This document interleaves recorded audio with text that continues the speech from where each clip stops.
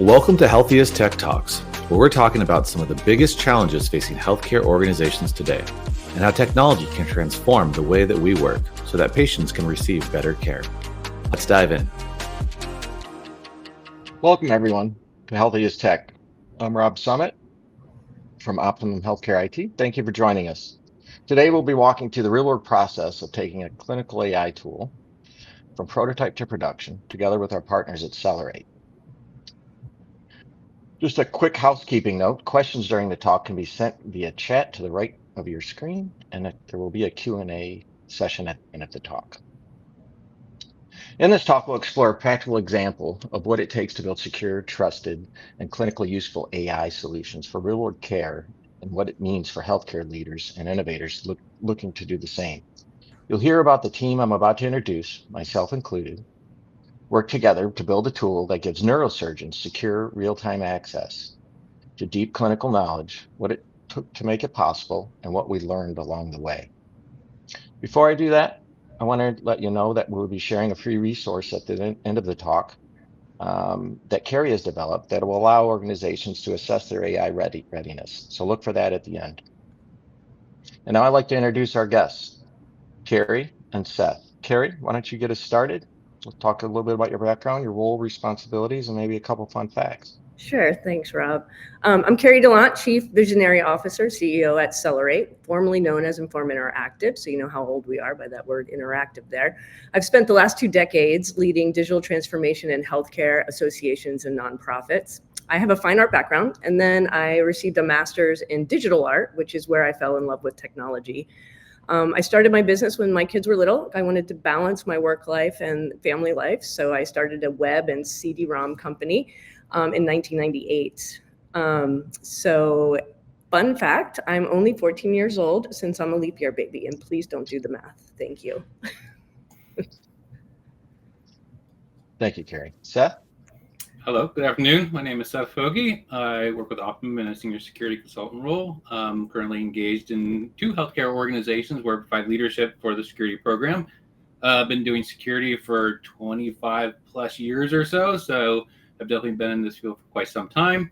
The concept and subject of AI is definitely an interest to me. I'm a user. I'm a security researcher and protector of it. In the context of the organizations that I'm involved with. Fun fact about me is I enjoy snowboarding all year round and will be hitting the slopes tomorrow afternoon. You're probably wondering, how am I doing that in 95-degree weather on the East Coast? And I like to go to an indoor place up at American Dream Mall called Big Snow. So if you like snowboarding and you want to meet me, you can meet me there. Phenomenal. Love it. I'm a hockey nut myself, so I get the cold. Okay, let's jump into it. Let's sort of set the stage, right? The disconnect between information and real-time access to that information. It's a common issue across multiple industries, and today we're talking about how that affects specifically healthcare. So when healthcare data isn't a nice to have, it is a necessity, right? Clinical teams don't need necessarily more data. There's no shortage of data, right? There's medical journals, there's educational resources, and many other sources that these surgeons, physicians, and everyone utilize each day. But the challenge is, how they can get it fast, secure access to the right information they're looking for at the moment it's needed. So during visits, during care, those situations. And that's what today's conversation is about, right? Solving that gap responsibly with AI. Carrie, you're working with a client who's experienced these pains of that process firsthand. Can you walk us through the experience that you had and the history on how things got started? Sure. This problem we've been trying to solve for years, right? So doctors, when the Palm Pilot came out in 1996, we were like, oh, hallelujah, we have what is going to solve our problems. And we actually did a commercial where we had a doctor by the bedside with his Palm Pilot going like this. And we thought we were going to kind of figure out that problem many, many years ago. But what that was using early on search technology, which required, we had over 22,000 characters in our taxonomy. And then we realized that took a year to produce. And then we realized we had to tag all this content, right? And that was, turned out to be, when we started scoping it, a 3-year project. Well, by then, science and medical would be way ahead of us. So that idea kind of just was pushed aside. But it's been a problem we've been trying to solve for that long. And then we had Google, and Google is great. Search technology is not necessarily sophisticated, right? It's really based on words. It's not necessarily really smart, but Google only has access to what it can get to. We do have Google Scholar, which has made relationships in the journal world, but you still have to search and try to find based on hopefully really well-written articles that have the exact same keyword that you're looking for. So that hasn't really helped us that much. There was a LinkedIn post from us posting about this, and it was a nurse who said she used to have her residents, like when they had a case that would come in that they wouldn't know, she would have them go back to the library and tell all of her residents, which is usually about 6 to 10 students, go through all the journals and just, sort through them and try to find an answer. And it's not that long ago. These guys are going through, you even see it in the drama shows where they have the journals piled up on a table and they're having to go through them. And so even search didn't really solve that problem. And what these associations and nonprofits have that Google can't get to is proprietary information. Like Congress of Neurological Surgeons has over 14,000 journal articles, thousands of courses, hundreds of images, hundreds of, if not thousands of surgical videos, right? That Google can't get to that. So it's not giving that information to AI or anybody else or to the search engines. So those guys have to be members of this association. They have to know how to get to things. And it's just not available. And so when AI came around, we were like, this is a great solution for this, because what the doctors want is to answer their questions. They already know the clinical topics. They just want to either have that second look by somebody, which right now they do by calling their colleagues, right? They all have kind of the colleagues that they follow or that they know personally. And, they do it by phone call, right? So that's not always timely. You have to make sure you can get a hold of that person. Are they a subject matter expert in that particular question? And so we worked with Optimum Healthcare, IT, to kind of come up with a solution to take all of this content and put it into this solution. Content now is not the problem. 10 years ago, content used to be the problem. We didn't have enough of it to really make it worthwhile, I would say, and it wasn't really done really well. Now the problem is we have too much content, and people on the website, can't find things. That's the frustration now, and the search engines aren't, again, very smart. So by taking this content, we've been able to kind of create a solution that solves this problem for the first time since the Palm Pilot. Yeah, that's an amazing journey for sure. And you mentioned a few of those sources like Google and whatever else they can find, right? It's not very secure. It's not very, especially in healthcare, right? You want to be sure the information you're getting is correct and current. So great story, and that's the vision that you had is why we were so excited to work with Celerate and make this happen. Yeah, and what's unique about neurosurgeons too is there's not that many of them, right? So it's not like they're everywhere and across the United States. There's only 4,000 of them, and only about 200 graduate every year. And so there's whole pieces of the map that don't have neurosurgeons, on their care team, right? So those care teams aren't specialists. And so they need access to this information so they can double check their diagnosis or understand the latest technology around that treatment or devices. And so it's also solving a problem of helping people in rural areas that don't have access to that subject matter expert neurosurgeon. Yeah, no, that's an excellent point. Excellent point. Rural health is always a struggle of having the specialists, across such different geographies. So let's jump in a little bit and talk about the initial proof of concept, right? Where we worked up a strategy with Celerate and the Celerate team, and found some opportunities for improvement, right? The proof of concept was great. It gave the neurosurgeons the ability to see what's possible and solve some of those problems of getting certified information to them quickly at the moment of care. But there were a couple gaps, right? A little bit of inconsistent accuracy at times, and I don't mean wrong information. I just mean chunked, right? Maybe sentence was lost or something like that. Those are things you learn through proof of concept. Not only those things, but additional requirements from the users, right? You can never assume, I guess you could say, what they're going to or how it's going to be used.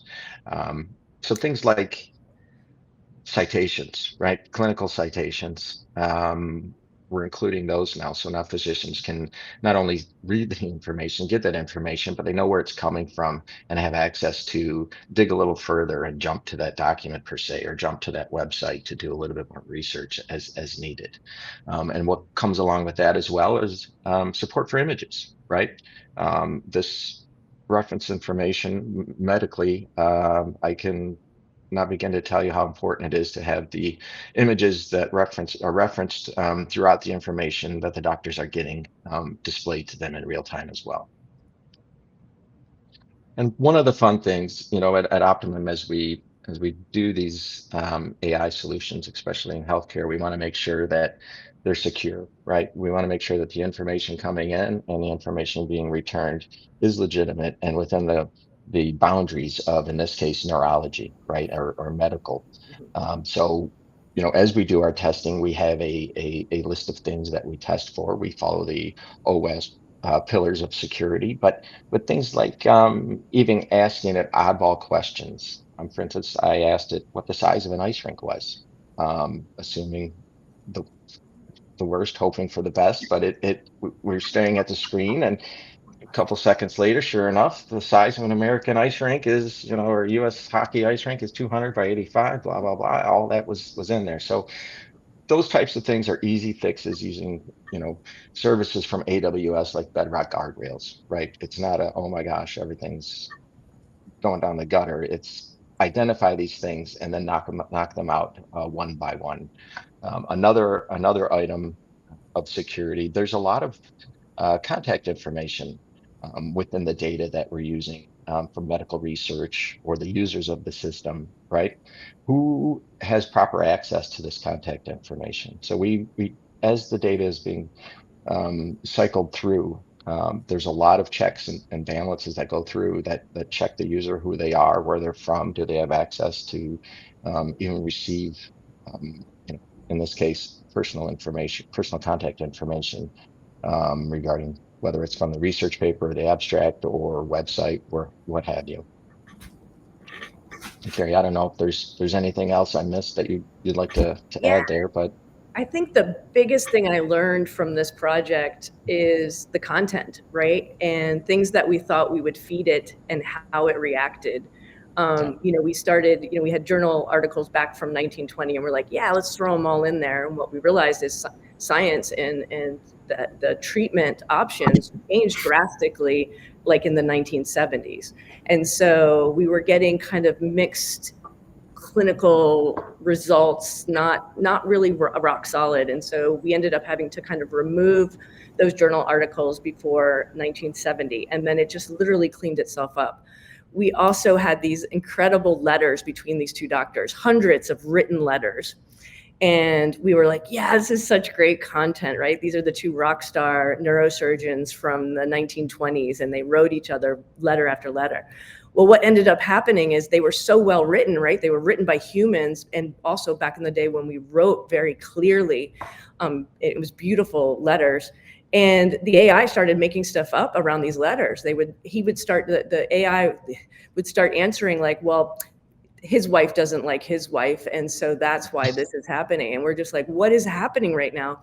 And we had to get rid of the letters. It was just like, it was so potent on the answers that were kind of coming out of it that we actually ended up just kind of removing them. So I think, like Rob said, there's things that come back and that we have to either find, or we have to kind of remove, or we have to tame. And I think that was the biggest learning experience for me. And also how people were using it, right? The thumbs down, we get results back and we're looking at it. So you constantly have to be monitoring and watching the stuff that's coming in. And that's kind of new for me in that software. You kind of usually release and you let it go, and then you'll come back a couple weeks later and maybe look at it and see how it's doing. But this is like a constant wheel that just keeps turning, and you learn from it every day, right? So Exactly. The thumbs down, we didn't realize people were going to start, asking it to come back in kanji. And this is clinical and from questions that they're asking, and it did a great job. But we were like, oh my gosh, which is like what Rob said at the beginning, we're now having to add more languages because we just didn't know that, the world language for medicine is English. So we just didn't think about that might happen, right? We can solve it. It's not a hard problem. And then looking at students, medical students were asking basic anatomy questions that we didn't have, right? Because our content is for the specialists. It's for the neurosurgeons who are in training. So we actually had to go out and find that content. And because we were having so many questions around basic anatomy that were from medical students, we were like, well, we need to find this content. So it definitely is that kind of, you have to continuously watch, learn, and refine. Exactly. So that leads us into the next section, which is a perfect lead in. And, I want to walk through some of the steps we took together with Celerate to make this tool, this AI tool, clinician ready and trustworthy, right? So if you're out there listening and interested in developing a similar solution in the healthcare space, hopefully what you're going to hear will kind of serve as a roadmap to get you started. And again, there's an AI readiness assessment checklist that Carrie has developed that will be provided at the end of the talk as well. So Carrie, let's talk a little bit about that data. We had a lot of sources. Can you just dig a little deeper into what those sources are, I guess you could say, and who approved them? How does it, that process itself work? Yeah, so nonprofits and associations, and this is across the board in all industries, right? They are the expert voice around whatever their subject matter is, and they take great pride in that, and that's really their IP and how they make money, right? This is why you become a member, because you get access to this content. And this content is usually journal articles, and they're peer reviewed. You actually submit that article to be added into the journal. There's usually videos and courses and assessments. There's a lot of, clinicians have to go through continuing medical education credits. They have to get so many every year. So it's required of them to continuously educate themselves. And so there's constant content being built around, and medicine and science changes every day, right? So there's also the latest and greatest that they have to keep up on. So the content just goes on. And there's also guidelines. Guidelines take years to write. This is probably some of our best content when it comes to branching. And we're finding that a lot of the doctors or the residents who are almost doctors are asking it to study for their board exams, which is more of a branching type of question that requires a human to kind of interact with you. You can't take the test without a human. And so it's hard for these guys to study. And so it's been interesting to watch how, because of these guidelines, which is basically a case-based, here's how you diagnose. If they're a woman, if they're pregnant, you go down this path. If they're this, you go down this path. Yeah. And because of that content, we're finding that it can actually do a pretty good job playing the role of a subject matter expert that for that oral board exam, that proctor, and answer the questions and kind of guide them, which has been exciting. That wasn't something we expected it to be able to do. It's not perfect, but it's definitely helping them study. Unexpected perk, right? Yeah. That you get with AI that comes along. So those are great stories. So, from a technical standpoint, I can't stress enough the importance of identifying those sources, right? Not only identifying those sources, but how are you going to connect to them in a secure manner? And once you're connected, how is that data going to flow? How often is it going to flow? And what type of data it is? maybe, I'm taking a guess here, 12 different data types, right, of information that we took to make this happen. And those data types could be PDFs from the journals. It could be XML files, API calls, web scraping, and it's just all over the map. So how do we do that, right? We utilize many of the AWS services like Lambda functions, for instance.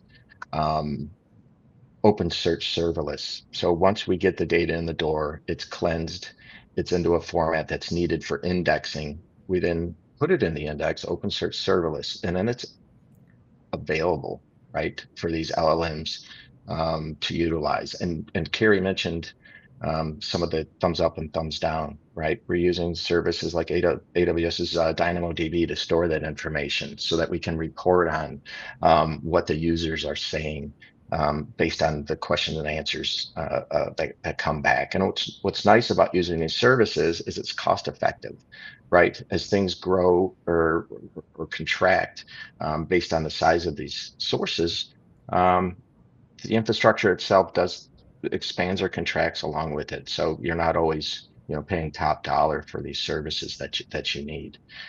Another important point is scheduling of this data. Using things like EventBridge on AWS, we can schedule these integration points to be monthly, daily, weekly. All of these sources are updated at different time frames, right? And this index needs to be constantly refreshed with the latest information, as Carrie mentioned. So we put in place an architecture we think that's going to allow us to grow or add these sources as needed and keep that index clean and up to date with the latest information. That's the data piece, which is probably one of the most important pieces. But also, Carrie, let's talk a little bit about the UI, the user experience, right? That front end of the app. Can you talk a little bit about how you worked with CNS or the surgeons and the students on how to best get them a system that everyone can use and understand? Because I have a deep healthcare background, and I know with physicians and surgeons, you pretty much get one chance. Right. So, Yeah. Just curious about that process. Yeah. So we actually started with the surgeons, right? We had a committee that we put around the table, and we just kind of worked with them on what would this look like? What questions would they ask? That was one of probably the first documentation that came out from them is, here are the questions that I would ask it. So that we had a base set of questions that we continuously use so we can see how is it getting better, or is it not getting better and it's changing its behavior. So we did start with that. That was probably the hardest thing that we worked on. And from there, we decided to start with the mobile app because they felt that would be best to start with, because then they would have it with them at all times. They wouldn't have to go back to their desktop. Of course, now they're asking for us to build it for the desktop. Yeah. We'll talk about that. We'll talk about that in a minute. But yeah. Right. And so then, we went through about 4 different prototypes, working prototypes, where we showed them. And then once they kind of signed off on that UI, we then built the proof of concept grant through AWS. And they love it, apparently. Yes. So all good things. All good things. Yeah. Seth, I'm going to pull you in here a little bit, and can you give us a little feel for security, compliance, governance, right? We developed a secure landing zone in AWS for all the services that we layer on top here. But can you give us just your 2 cents on, from within a hospital, maybe the data that gets exposed to tools like this, and some of your experience and that you've had in the AI space around security, whether it's data security, physical security. I mean, it all plays in this space. Yeah, sure. Enjoy being part of this conversation, listening to it, and seeing how Optimum has built this. There's a lot of things that Rob, you've touched on, but if you go a little bit deeper, are imperative in the healthcare space. One of the things you mentioned with building this in AWS, for a healthcare organization, if you have a relationship with AWS, you then have a business associate agreement. And that means that now your AI prompts, your questions, your answers, they're containerized within the AWS environment. So that's like a big green flag. If it wasn't that way, the questions come up. Well, how's that data secure? Who's seeing the data? Who has access to data? Are you learning from the data?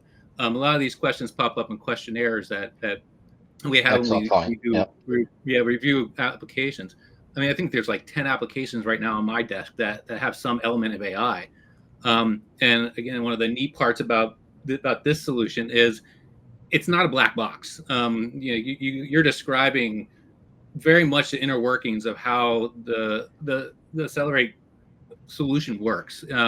It's using AWS as pretty much standard platform.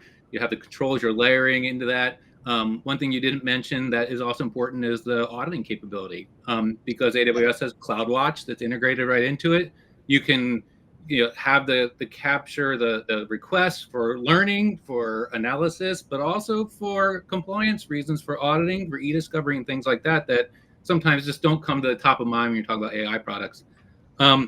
So seeing this not so much as a black box that you might get when you purchase a third-party solution, but you guys have really outlined how this works from nuts to bolts.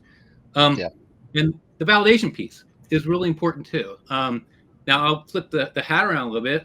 I'm also, as I mentioned, I play with AI. I like to use it in some of the things that I do. And one of the ways that I like to use it is to do security analysis. So I've used Claude, integrated it with a couple of tools, and have been able to use that to do security assessments essentially against third-party applications. And it works remarkably well. So one of the things that, as a story is I used it against a website, production website, and it actually found vulnerabilities. It found a database vulnerability that pulled back to the username and password of the site. And this wasn't just a test site, This was a production site. So speaks to the power, but if you aren't doing that constant validation and review and assessment, you can sometimes end up in trouble like I did. When I reran that tool against the site the second time, the AI followed a different path. And it ended up exploiting a different bug, found its way through the door, and deleted everything out of the website because it just clicked on all the delete buttons in the website, like it was spidering through the site. So it just speaks to the importance of having what you're bringing to the table, what we're bringing to the table with have that ongoing validation and making sure things are working, and not just trusting AI, but it's a really trust but verify. Your story is funny about the doctor speaking back and forth and introducing conversations about the wife. I mean, it happens, right? And that's what we need to be prepared for. Let me see. There's a couple other points. So one of the other things I know from a security perspective, AI, we're talking about how it's used in the prompts, but a lot of the applications being built nowadays that use AI, I have to think are actually being built with AI, building the application. The concept of vibe coding. Yeah. So if you've been watching the news in the last week, you probably saw the T app that got compromised. 56 gig of personal sensitive data compromised. And in part, based on what I read in the news, is because they used vibe coding, which is effectively just letting the AI guide you through the coding process and producing code from the AI. And another report came out today, 45% of the code produced by AI is vulnerable. So now as a healthcare security professional, I have to be on the lookout for the black box designed applications, people that don't really take the consideration of where that data is at. Did they build it with AI? Because now it's probably more insecure than they would have done so without, and having coders there. So there's a lot to untangle here. So this is great stuff that Optimum is able to do with Celerate, and be able to just kind of untangle and show what's possible. Yeah, no, it's amazing. And to the point where some of the vibe coding's dangerous and things like that. In the chat space, right? That we're talking about today, it's very important that, for instance, we implemented these bedrock guardrails. It tracks what's coming in, what's going out. Is it relevant to the question? Is it relevant to the subject area that we're covering? But also preventing things like just people writing whatever they want, right? It could be harmful. It could be violent. We have to prevent all of these things from happening. And that starts with the data and cleansing and filtering all that data, but it also happens in real time. Either you're architecting solutions that use LLMs a little deeper and confirm what the answer is that it just gave you. You use another LLM, check it against what was asked. So there's many ways to solve that problem, and we've utilized a few of those with Celerate. So great discussion, Seth. I think it warrants a little level deeper, to be honest with you, with our customers and across the board as AI grows and more people are starting to use it.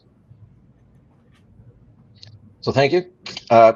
Carrie, I'd like to just jump in now, keep the ball rolling here, and talk a little bit about continuous improvement.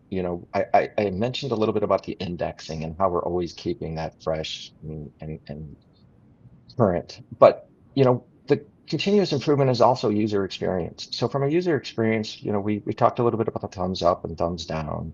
All that information is being stored in our database that we can report on, and then CloudWatch, right? So again, the conversations that happen within Bedrock, everything that happens within Bedrock and how you utilize it is going to be sent to logs in CloudWatch that then can be used in auditing and, as Seth mentioned, e-discovery and whatever else. But Carrie, if you could just tell us a little bit about, what kind of feedback you've been hearing from the docs, and the users of the system. I'm not sure if there's also administrative users within the CNS using this, or Yeah. What are you hearing? So it's kind of funny because it's we just had a scenario the other week where it's like the AI engine's not working, and I'm like, well, what happened? I asked it a question where the best place is to get dinner at the annual meeting, and it didn't know. So it's been fun because like now they think they can ask it any question and it's going to answer them. But so it's working. Yeah, perfect. So it's working. Yeah, but what we did? We went to the visitor center in LA and said, hey, do you have this content that we could put into our AI chatbot? Because people keep asking these questions right now because it's annual meeting registration time. And we were able to do that. They were happy to give it to us. And so we added that in, and guess what? Chat actually can answer that question now, or the CNS AI chatbot can answer that question now. So I think you just don't know, like it becomes, as we all are getting used to how to ask questions, because that's the other thing. It took us, we've been working on this project for about 1.5 years with the doctors, before we even had something to show them. And it was really hard to get them to understand search, which is just words, right, versus contextual sentences and asking questions. And so there's been a learning curve, right? And I think there's still a learning curve there. Rob, like we just built in with you the text prompt examples just to help kind of for the people that aren't comfortable with kind of how to use the chatbot. But so it's just been fun to kind of get these, these other questions, that we didn't really think about, really more pertaining to what their interaction is with that association at that time, right? And they kind of run things throughout the year. And so we've been constantly adding things as these questions come in. Right now, they're having abstract submissions, and we're getting a lot of content questions around abstracts that we didn't have. That's kind of instructional text that we just assume they know how to do, right? We don't put that anywhere. We don't have that posted. And so now we're posting it and adding it into the AI engine so that it can answer the questions. So again, constant, right? It's feedback online and feedback through, customer interaction personally. So check all the boxes there. Can you talk a little bit about, you mentioned the languages right early on. Mm-hmm. As we look to the future, maybe making it a desktop app, those types of things, are those all both of those things on the roadmap as well? At least in the thought process? Yeah, absolutely. The actual desktop app, we're actually designing just a concept just to kind of put in front of them. What they realize, the mobile app users are, they're few but furious, right? They use it all the time, but it's fewer users than our desktop, at least in this association. And so, but they love it when they're shown it. And so they really asked, can this be on the desktop? So we're actually thinking about opening up, like the homepage is not the search engine anymore, but it's actually this chat. Yeah, that's because, great. Yeah, because on the mobile app, we're seeing that they're asking it questions that are, how do I do this? Where do I find this? When's the annual meeting coming up? Asking the member directory questions, what's the phone number for, Dr. So-and-so. And so that's perfect for the desktop, right? I mean, it's really becoming a concierge, right, for the association, where the search can't find that stuff. It doesn't, it doesn't really know how to show that or answer those questions at all. Yeah, but it loses context. Right? Yeah. So great news. I'm excited to see those things come out. Okay, thank you. Now we're gonna open it up to Q&A. But before we do that, if you're interested in exploring solutions similar to this for your organization, Carrie and I would love to talk to you. Seth as well. We'll be sharing all of our emails at the end of this chat. Feel free to reach out with any questions, concerns, whatever you have. We love talking AI and solutions like this, so please take that to note. Also, remember, if you attended today, we'll email you a free resource that Carrie created. It's called AI Readiness Checklist. This allows you to assess where you're at in your AI journey and what you need to do to get started. So keep an eye out for that. Now, Larry from the Optimum team is going to join us and help guide the Q&A section. Larry? Thanks, Rob. Really interesting conversation today. I appreciate all these very interesting insights. As someone like myself who also uses AI, whether it be mainly in the generative space from a marketing perspective, it really helps my team out. It's always great to see how it's being used in healthcare to make things better, whether it's care or various other topics. But so we have a couple of questions from the attendees today. So let's hit some of those up real quick here. How about this one? Do you think this type of LLM is best for specialties and niche areas, or can it handle broader medical knowledge bases? I'll chime in initially, Carrie, and Seth, feel free to chime in if I miss anything. But the quick answer is yes. The specialty is the custom trained data that the LLM uses. So, we tested a few different LLMs, and what we tested for was not only, context length, how much data can you send it and how much can it send back, but things like cost and performance. But the medical data itself is the data we spoke of early on and is indexed and trained, and that is what the LLM uses. So the quick answer is yes, it can use across any specialty, really. Anything you want to add, Carrie? No, I totally agree with that. I mean, I think and Rob, it's not really hard to kind of switch out the LLMs. I just want to make sure that I'm not speaking. No, you're exactly right. Yeah. Yes. So we did go through a lot, and it was, we had those base questions and we ran them through the different LLMs. And I can't say that there was necessarily one that just did a terrible job. It's just, we really loved the feedback and how it was answering the questions. And so we just have stuck with that LLM. And like Rob said, I've just put a lot of care and time into training it. Cool. So how does this product get better as models continue to get better and better? And there's like a multiple question here. What models are you currently using? And then you just mentioned it, Carrie, but is it easy to switch them out as new models get released? Yes. As we said, it's very, very easy. And we, keep our hand on the pulse of every large language model that hits the market, both Celerate and Optimum, healthcare IT, obviously. There are, industry trained specific models in finance and in healthcare and in legal. But when you're focused on what you're trying to accomplish with your own organization and have your own data, how much do you want to rely on what other people have done, right? You want to make sure that you have the correct data for the correct audience. Anybody want to add anything else to that one? No, I think Rob, that's perfect. Okay. Let's see here. A couple other questions. How do you manage the risk of AI giving incorrect or incomplete clinical recommendations, even if it's in a secure environment? Yeah, spoke to that a little bit. I mentioned, Bedrock guardrails, right, as one option. We can monitor the type of question that comes in, what subject area it's trying to cover, and confirm that the answer matches the specific request that came in. And if they don't match, we can do things like re-ask the question before releasing the answer to the user, or send them a generic message that says, I'm sorry, can you rephrase your question? And we'll try again.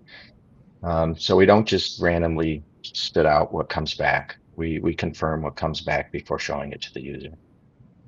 Yeah, I will add, I have spent more time with lawyers in this past year than I ever have in my entire life. So it really also comes down to how much risk are you willing to kind of take, right? I have some organizations that right now aren't ready. They're just not going to do it. And then there's organizations like CNS that are ahead of the curve and they're all in. And we worked really closely with their lawyers to come up with the right language that gets displayed all the time, right? Like as soon as you go to the chatbot, it's displayed there. We have now an AI policy on the website, so you know how we're using it and how we're storing it. And so it's coming down to ethics and governance, right? And a lot of us, a lot of these organizations haven't applied that, right? They have brand guidelines, right, to protect their logos, but they haven't gotten to these kind of governance policies yet. They're getting there. And so I think that's what we'll see over the next years is a lot of this stuff coming out with, however they want to kind of accept that risk. It sounds like it's similar to like the GDPR compliance pieces where everybody has a thing on their website where you have to accept. Yes. Basically the same exact thing, understand this website uses AI and you're accepting the terms and so forth. So that makes sense. We're getting a slew of questions here. So is this resource mainly for the clinical side of a health system, or can it be also for the operational administrative side? So that is actually, has come up because we have coding books, right? And that's something we haven't added to the AI engine, but it is definitely something that has been talked about. And that's kind of helping that admin side, as well as kind of the GPs and the other care team, the nurses, the emergency room nurses. And so these are all the things, now that we've tested it with the surgeons and we found out that it really is helping them and helping them with their diagnosis. And now we're starting to look at how can we spread this out to the other care teams, the admin, help with coding and all of that. So definitely something that's kind of bubbled up as this plays out. I'm going to take a different spin on the question a little bit. The model that Rob's used and Optimum has used for Celerate works. And if I'm reading this, it's like, does it work for IT operational and administration functions too?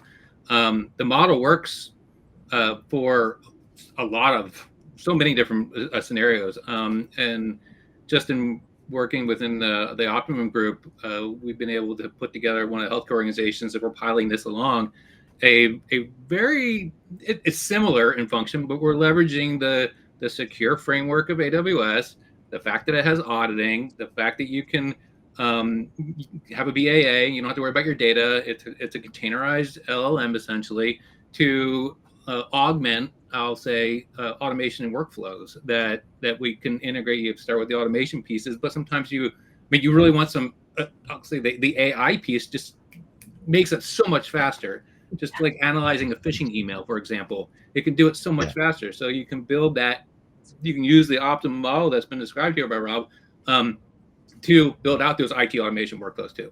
So it's not just clinical. It is from a healthcare perspective, the model is great because it checks all the boxes when it comes to the compliance pieces.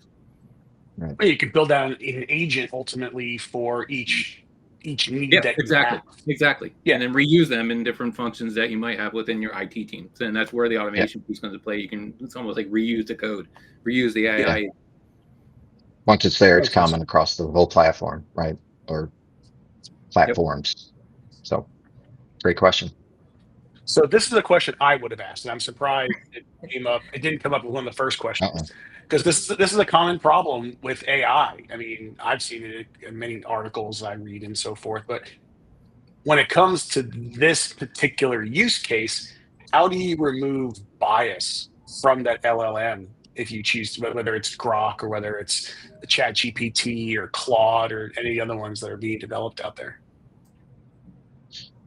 Yeah, bias is a hard thing, right? It again, it goes back to the data that you're training, but it's also some of the research that we've done on the LLMs, right? They all have their ratings, and bias is one of those, and there's different types of bias, right? So you review these charts and what type of bias performance these models have, and then you do your own testing, especially after your data is prepped and ready to be sent to the LLM. Testing is key, a lot of testing, right? It's not just a couple hours of let's send it some questions and see if it works. You throw the kitchen sink at it, to be not funny about it, and make sure what's coming back is correct and unbiased. And I also, we need to remind ourselves, this is a closed network. Like, most of this content is peer reviewed. It is very strictly controlled. It is very structured content. It's not going out to the web and just finding whatever it wants and mixing that into it. And this is what makes it such a powerful tool. And I think people forget this. They think, AI, it has, it doesn't say the truth, and it's but this is so controlled that it's what makes it so powerful, because this content is so clean and so approved by all of the big neurosurgeons over the years. So how often, and this is my question now, is how often are you feeding it more data? Is there like, we're going to do this every 3 months, every 6 months, every 9 months, anytime a new study comes out? It just so happens, my I guess we'll call him my brother-in-law, is a neurologist. So it's I know there can be a lot of new research that comes out, new data that comes out, and so forth. So how often are you feeding it to keep it up to date and current? So the journal articles are real time. So we have, the publisher actually puts them in an FTP site for us, and we're constantly looking at that FTP site. So that's like daily, right? And those journal articles come out weekly. And that's probably our biggest peer reviewed content, right? With the strongest, science and medical around, or the most new as well. And then anything on the kind of the website is on a weekly basis, right? Because we're not doing as much content creation there. That's more weekly. So it's really in real time. And I couldn't see it any other way, honestly. I think that, we're expecting it to be up to date, right? And there's no reason in this controlled environment that it can't be up to date, literally, as things are just rolling out. Very cool.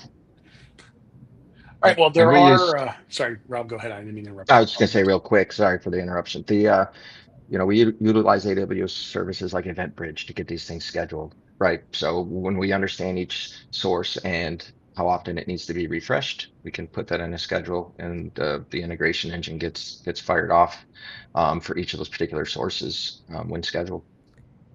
Fantastic. Well, there are no more questions in the Q&A area. Does anybody have any last minute comments or anything they want to add as we about to sign off here? Thank you for taking the time out, both of you, today, to help me with this, and thanks to everyone online who's joined. And as soon as you say that, another question comes in. So let's quickly go to that question real quick since we're here. Are there any additional security controls that must be applied to the storage containers considering the data they contain? Rob. Yes, there are. And I don't want to get too into the ones and zeros.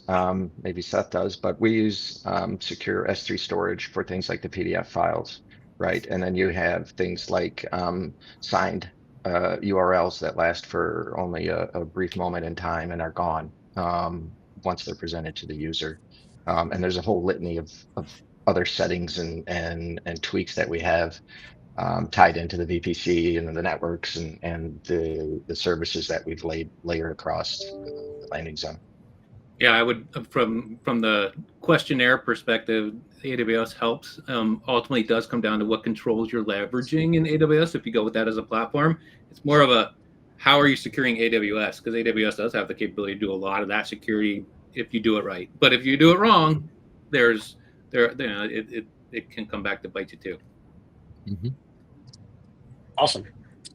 Well, Carrie, Rob, Seth, thank you very much for your time today. Hopefully, our listeners got some good information out of this. I know I did.